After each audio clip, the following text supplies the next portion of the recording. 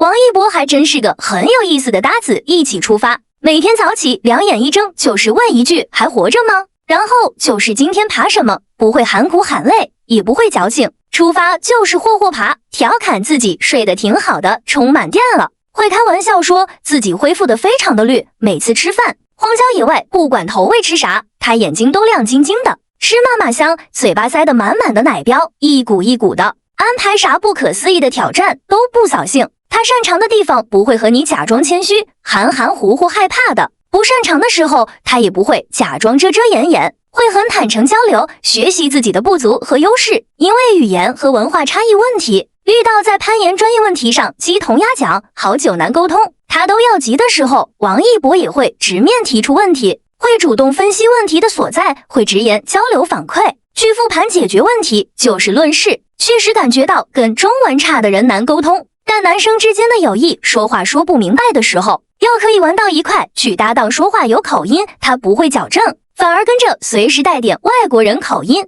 会主动去适应对方的习惯和文化。只要是安排的比赛，他都会认真对待，安排完啥他都玩得很开心。你说赢了比赛就请吃冰淇淋，那他就从比赛开始就期待，情绪满满，尽情玩嗨，之后为友谊干一杯冰淇淋，都是开心到心心念念的。万言壁上搭档开玩笑吐槽自己脚香香的，他立马跟上，自己的鞋子也香香的，句句有响应，不会落下任何一个梗，会主动当放松氛围，也主动去交流采访，开展话题。他说需要很熟悉才会展现自己的脆弱，转头就和你聊上了自己为什么喜欢大自然，很真诚地说人会骗你，大自然不会，一起相互依靠，相互鼓励，一起解决问题，迎接挑战，一点点熟悉，然后交心。都说最真实的反馈来自自然，最坚实的支撑来自伙伴，看他们相处的近。我觉得给我个王一博，我也敢出发去攀岩了。你们说呢？真就差个王一博了。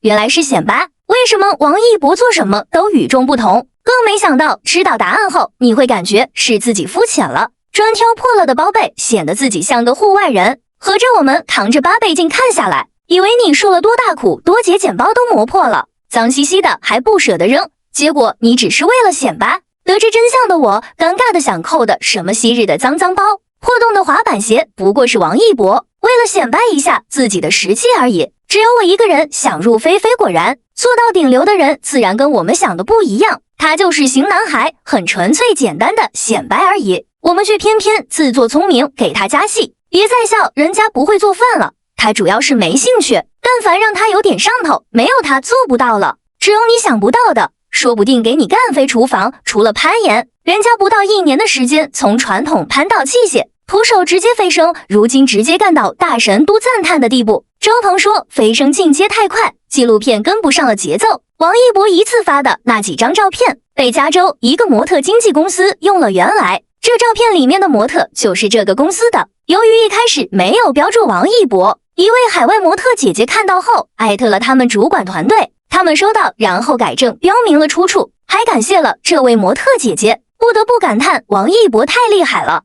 拍个照都能干飞出卷。这跟谁说理去？王一博水晶男孩自带幽默感，石瑞德希望一博可以多练习练习法式自由餐。王一博随即做出了吹饭的动作，当场把瑞德逗笑了，直接笑得把身子歪了过去，还连连否认不是这个法式啊，很直接。喜欢户外是因为大自然会很直接反馈给你，不会拐弯抹角。王水晶足够纯粹直白，做事干脆利落，所以干什么都很快。王一博会在买冰淇淋时用夹子音复刻小朋友语气，反复说我要草莓的，我要草莓的，软萌语调一出，再加上那张带着婴儿肥的脸，感觉整个冰淇淋店都要卖给他。王3岁调皮起来带着点萌妹子的甜，有没有发现王一博内心放松，可爱的时候是粉色的，做事的时候他是蓝色的，得瑟的时候是绿色的，不玩的牛劲就是骨子里带着一股冲劲，听不得比赛一上头就跟自己干起来，一点不腾力气向前冲就完了。所以王一博给人绿色的向上生命力，很燃很有力量。水晶男孩干脆纯粹简单热爱专注有生命力，谁不喜欢这样子的人？富强还很有趣，他还很多面，不断有新鲜感，夸不完，根本夸不完。我们都不同意王一博说我是没有办法给别人情绪价值的人，我是热带雨林的长臂猿。我不同意王一博说他不能给别人带来情绪价值。在我的地盘，我看到他抛了将近1个小时的绳索，然后亲耳听到他说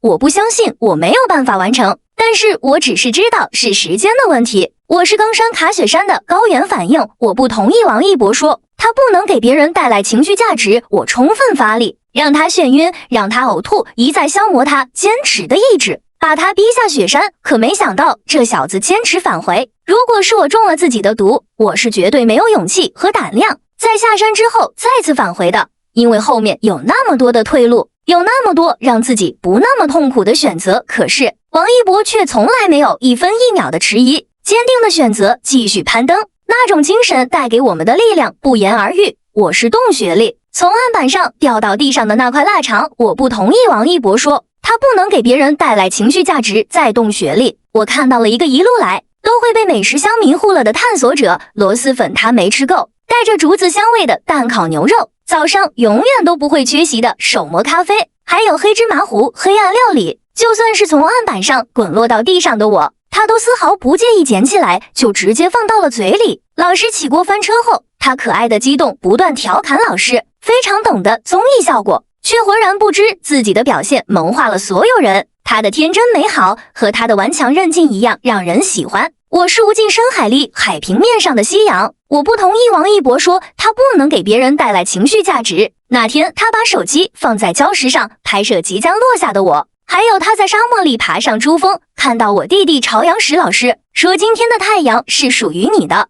而他说是属于所有登顶的人。能说出这样温暖话语的人，竟然说自己不能给别人带来情绪价值。他告诉人们，这才是真正的只争朝夕，不光是在工作和学习中，还在生活中。夕阳和日落都这么美，应该尽收眼底。夕阳和日落这么美，应该被热爱生活的有心人留心记录。我是所有他攀爬过的岩壁。我不同意王一博说他不能给别人带来情绪价值。我磨破他的掌心，也磨练他的意志。我经常听到他在我旁边和自己无声低语，他说人类潜力是无限的，只要你想完成，就可以去尝试，尽可能的去接近目标。王一博给人的情绪价值，从来不在说漂亮话上，他只是在做好自己。而这样的王一博存在本身就是一种激励，他给人的影响在润物细无声处便兆风行。所以我们都不同意王一博说他不能给别人带来情绪价值。这是叶先生的疯魔，这是陈硕的纯粹，这是魏若来的赤诚。三个截然不同的灵魂仅出自同一演员，他叫王一博。可当戏幕拉开，你会彻底忘记这个名字。好的表演不是靠化妆变成别人，而是将自己彻底清空，让另一个生命住进身体。你看不到他努力演戏的痕迹，只会沉浸其中。他的演绎生动自然，他的模样赏心悦目，他的眼泪让人共情。你会在平静观看时不由自主地扬起嘴角或心头一紧，然后恍然，好的表演原来是这样让人舒服，质量不着痕迹。他没有套路也不演技，只是用真诚与角色同频，如细雨入夜，润物无声。真正好的表演从来不是让观众记住演员有多厉害，而是让他们完全忘记演员是谁，只相信故事里的那个人曾真实的活过。